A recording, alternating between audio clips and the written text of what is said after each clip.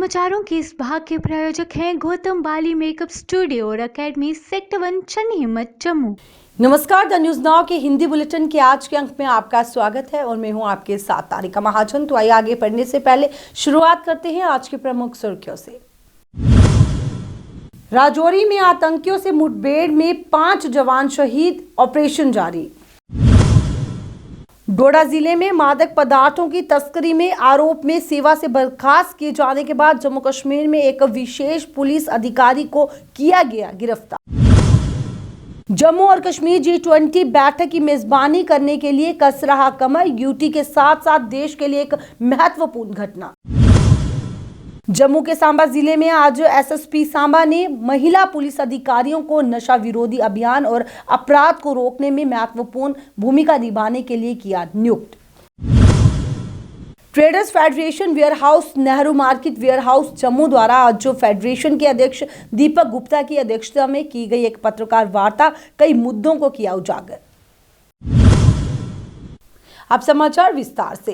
जम्मू कश्मीर के राजौरी जिले के कंडी इलाके में आतंकवादियों और सुरक्षा बलों के बीच मुठभेड़ में 5 जवान घायल हुए, जिसमें 1 से ज्यादा जवानों ने अपनी जान गंवाई। अधिकारियों ने जानकारी देते हुए कहा कि सेना को राजौरी सेक्टर के कंडी जंगल में आतंकवादियों की मौजूदगी के बारे में जानकारी मिली थी। विशेष सूचना पर एक संयुक्त अभियान शुरू कर दिया गया था और तलाशी के दौरान आतंकियों को सुरक्षा बलों ने घेर लिया और मुठभेड़ शुरू हो गई थी और अभी सेना का अभियान जारी है। और सेना ने कहा कि आतंकवादियों ने जवाबी कार्रवाई में एक विस्फोटक उपकरण दागा था।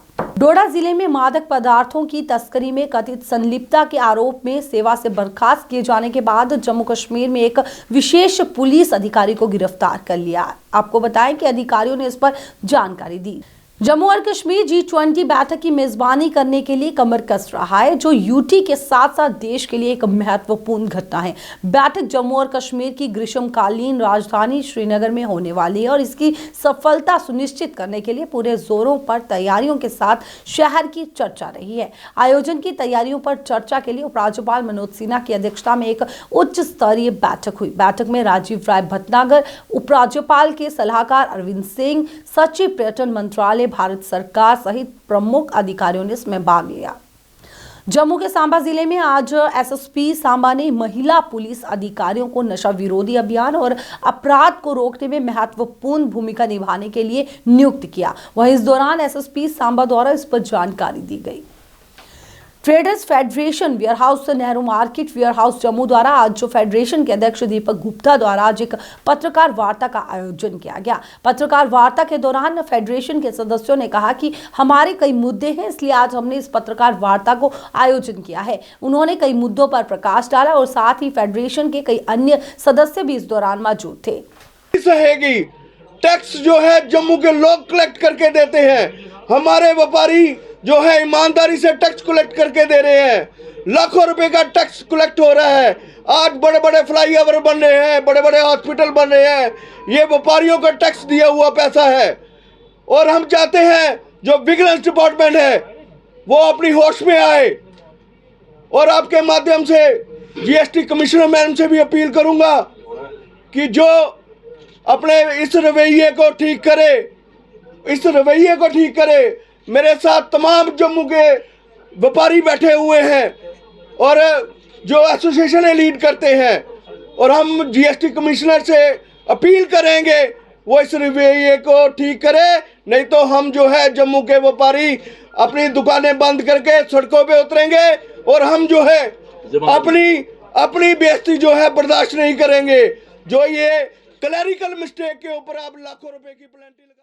जम्मू के सांबा जिले में आज सचिव आईटी समेत डीसी एसएसपी ने नरसिंह जयंती पर गगवाल मंदिर में माथा टेका और साथ ही सुख समृद्धि की कामना भी की गई। वहीं इस दौरान काफी संख्या में वहां के स्थानीय लोग भी मौजूद थे।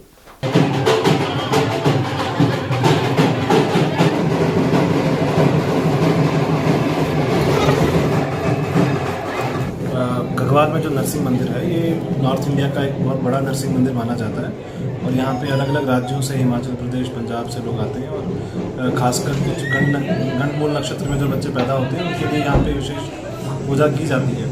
आज नरसिंह जयंती के उपलक्ष्य में हम सब लोग लोगों को यहाँ पे आने का मौका मिला। इसका यहाँ पे आशीर्वाद लिया मंदिर में, और इसके साथ में ही मैं सांबा वासियों को नरसिंह जयंती की हार्दिक शुभकामनाएं दूँगा और कामना करूँगा कि आने वाला जो समय है वो सब समृद्ध है और सबके लिए अच्छा हो। मंगल कामना की आशा करूँगा। देखिए, जो नक्षत्र उद्यान का जब मैं दौरा किया है, बहुत ही बहुत सुंदर ये उद्यान बना है और अच्छा लगा कि इस तरह का जो शिवसेना जम्मू कश्मीर इकाई द्वारा आज जो 1 जुलाई से शुरू होने वाली अमरनाथ यात्रा के लिए मुफ्त पंजीकरण की मांग को लेकर जम्मू में सीपीओ चौक से राजभवन तक शांति मार्च निकाला। आपको बताएं कि इस दौरान अध्यक्ष मनीष साहनी के नेतृत्व में बड़ी संख्या में पार्टी कार्यकर्ता और अन्य हिंदू संगठनों ने नेता जम्मू के सीपीओ चौक पर एकत्रित हुए और राजभवन जम्मू की ओर शांति मार्च निकाला गया। प्रदर्शनकारियों ने मुफ्त अमरनाथ यात्रा पंजीकरण और मुफ्त लंगर सेवा वाहनों के लिए टोल में छूट और साथ ही हिम शिवलिंग को दर्शन के लिए सुरक्षित रखे के नारे लगाए गए। साहनी ने यात्रा अवधि के दौरान पवित्र हिम शिवलिंग के दर्शन सहित श्री अमरनाथ यात्रियों के लिए मुफ्त पंजीकरण, सड़क मार्ग से आने वाले श्रद्धालुओं और लंगर सेवा प्रदान करने वाले वाहनों के लिए टोल में छूट की मांग की। अंदर जब हिंदू अपनी धार्मिक यात्राओं पर जाते थे तो शासक जो है इस तरह की वसूली करते थे। इसको लेकर हम जम्मू कश्मीर के माननीय उपराज्यपाल जो मुखिया भी हैं, श्री अमरनाथ श्राइन बोर्ड के चेयरमैन भी हैं, उनको हम ज्ञापन भी सौंप चुके हैं। जम्मू कश्मीर के मुख्य सचिव को हम ज्ञापन सौंप चुके हैं, उनसे भेंट भी कर चुके हैं। केंद्रीय गृह मंत्री के नाम भी मुख्य सचिव के माध्यम से हमने वहाँ पर ज्ञापन पहुँचाया है। मगर निंदनीय है, दुर्भाग्यपूर्ण है, कहीं से भी कोई भी सकारात्मक प्रतिक्रिया नहीं मिली, जिसके लिए आज हमें जो है सड़कों पर उतरना पड़ा, राजभवन के बाहर आना पड़ा। और भी कई हिंदू संगठनों ने हमारा साथ दिया है, जिसमें सोशल एक्टिविस्ट हैं, सतीश पुंची जी हैं, प्रवक्ता है करनी सेना के ठाकुर होशियार सिंह जी यहाँ पर है, उनके कई प्रतिनिधि और भी कई संगठनों के प्रतिनिधियों ने हमारा साथ दिया है। जो हिंदू संगठन है हमारी मांग को समर्थन करते हैं। आज का हमारा जो आंदोलन है, मुख्य 3 मांगे हैं। इसको पंजीकरण को पूरी तरह से निःशुल्क बनाया जाए।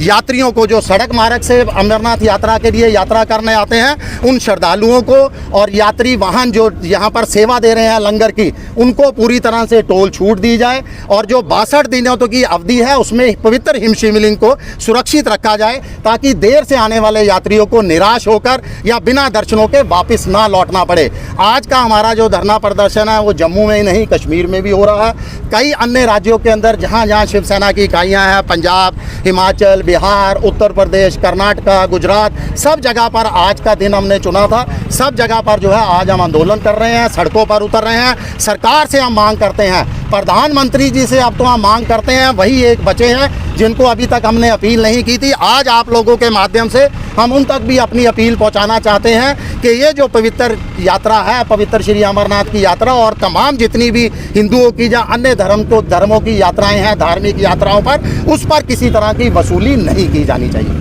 कठुआ में all India confederation of SC ST OBC organization द्वारा आज बुद्ध पूर्णिमा के उपलक्ष्य पर महात्मा बुद्ध को याद किया गया। वहीं इस दौरान ये कहा गया कि महात्मा बुद्ध की दी गई शिक्षा और रास्ते पर चलकर ही हम समाज का भला कर सकते हैं।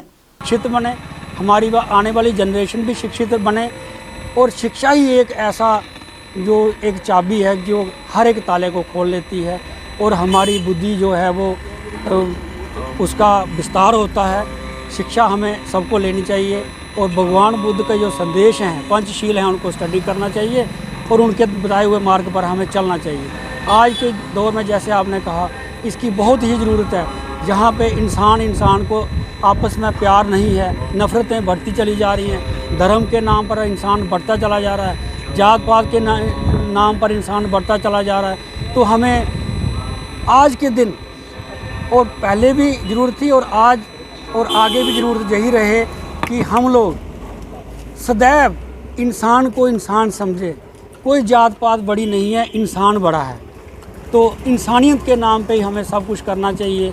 अगर कोई आदमी अमीर है, अगर उसके पास ज़्यादा धन है, तो उसको ये भी सोचना चाहिए कि मेरे पड़ोस में कोई रात को भूखा ना सोता हो, कहीं उसके पास कपड़ा है या नहीं, ये भी हमें देखना चाहिए। कहीं कोई अच्छा बच्चा पढ़ने वाला है, उसके माँ बाप गरीब हैं, तो हमें ये चाहिए कि उनकी भी हमें मदद करनी चाहिए। यही भगवान बुद्ध का संदेश था कि वो चाहते थे कि हमारा देश और पूरा संसार जो है अपना दीपक खुद बने, शिक्षित बने और अपने जो सारे काज हैं वो शिक्षा के आधार पर ही चलते हैं। आज आप ये देखते हैं कि एक इंसान जो चाहे वो दिहाड़ी भी लगाता है, अगर पढ़ा लिखा होगा तो वो उसका काम करने का ढंग अलग होगा। अगर वो अपना व्यापार करता है, वो कम पढ़ा लिखा होगा, उसको काम करने का ढंग अलग होगा। जो बच्चा पढ़ा लिखा होगा वो व्यापार करेगा, नौकरी करेगा, उसका काम करने का ढंग अलग होगा।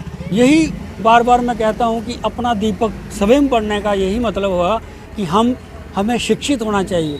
और यही हमें बार बार गली मोहल्लों में लोगों को, पढ़े लिखे लोगों को यही बताना चाहिए कि जितने भी लोग हैं, अशिक्षित हैं, कम पढ़े लिखे हैं, उनको ये गाइड करना चाहिए कि अपने बच्चों को पढ़ाओ आगे से आगे। लेफ्टिनेंट जनरल उपेंद्र द्विवेदी, सेना कमांडर नॉर्थ कमांड, ने आज किश्तवाड़ में राष्ट्रीय सेवा में अपना जीवन अर्पित करने वाले बहादुर CFN पबल्ला अनिल को श्रद्धांजलि दी। वहीं इस दौरान सेना के कई अधिकारी भी मौजूद थे। सोपोर के अलग अलग क्षेत्रों में 179 CRPF द्वारा निःशुल्क शिविर आयोजित किए जा रहे हैं और इस शिविर में 500 से ज्यादा लोगों ने भाग लिया। वहीं इस संबंध में GMS चिंकीपोरा सोपोर में CRPF 179 बटालियन द्वारा एक और शिविर आयोजित किया गया था। शिविरों में ज्यादा से ज्यादा लोग भाग ले रहे थे क्योंकि शिविर सफल हो रहे हैं, क्योंकि जीवन के सभी क्षेत्रों के लोग लाभान्वित हो रहे हैं। और आज के शिविर में लगभग 500 से ज्यादा लोगों ने इसमें भाग लिया और जरूरतमंद व्यक्तियों के लिए मुफ्त चिकित्सा जांच के साथ साथ उनमें मुफ्त दवाइयां भी बांटी गई। और वहां के स्थानीय लोगों ने CRPF 179 बटालियन का आभार जताया। बस ठीक है। जैसा आप जानते हैं, CRPF भारत सरकार के द्वारा जो प्रायोजित सिविक एक्शन प्रोग्राम के तहत मेडिकल कैंप का आयोजन करती रही है पहले भी, उसी क्रम में यहाँ पे हमने चिंकीपुरा में मेडिकल कैंप लगाने का निर्णय लिया। जहाँ तक के राशन का है, वो भारत सरकार के द्वारा पहले से ही उसके लिए दूसरे विभाग हैं जिसके द्वारा लोगों को, ज़रूरतमंद लोगों को राशन दिया जाता है। स्पोर्ट्स के लिए हमने इस बार हमें स्वीकृति मिली है, जिसमें क्रिकेट और फुटबॉल टूर्नामेंट कराने का हमने निकट भविष्य में प्रोग्राम रखा है, जिसमें कि सोपोर के अधिकतर गांव से बच्चे, जो प्रतिभावान बच्चे हैं, जो क्रिकेट और फुटबॉल अच्छा खेलते हैं, उनकी टीमें बना करके हम लोग प्रतियोगिता का आयोजन करेंगे, जिसमें कि जो भी विनर होगा उसमें हम विनर और रनर अप और बेस्ट प्लेयर। इस साल का चौथा मेडिकल कैंप हमने यहाँ पे लगाया है, जिसमें कि तकरीबन 300 से 400 लोग आए हैं, जिसमें अधिकांश बुजुर्ग, महिलाएं और बच्चे हैं। और काफ़ी दूर दराज से लोग आए हैं, ज़रूरतमंद जो हॉस्पिटल में नहीं जा पाते हैं और दवा नहीं मिल पाती है, तो उसके लिए हमारे डॉक्टर जो यहाँ पे बैठ करके उनका इलाज भी करते हैं। और न्यूज़ 9 के हिंदी बुलेटिन के आज के अंक में बस इतना ही। मुझे दीजिए इजाज़त। नमस्कार।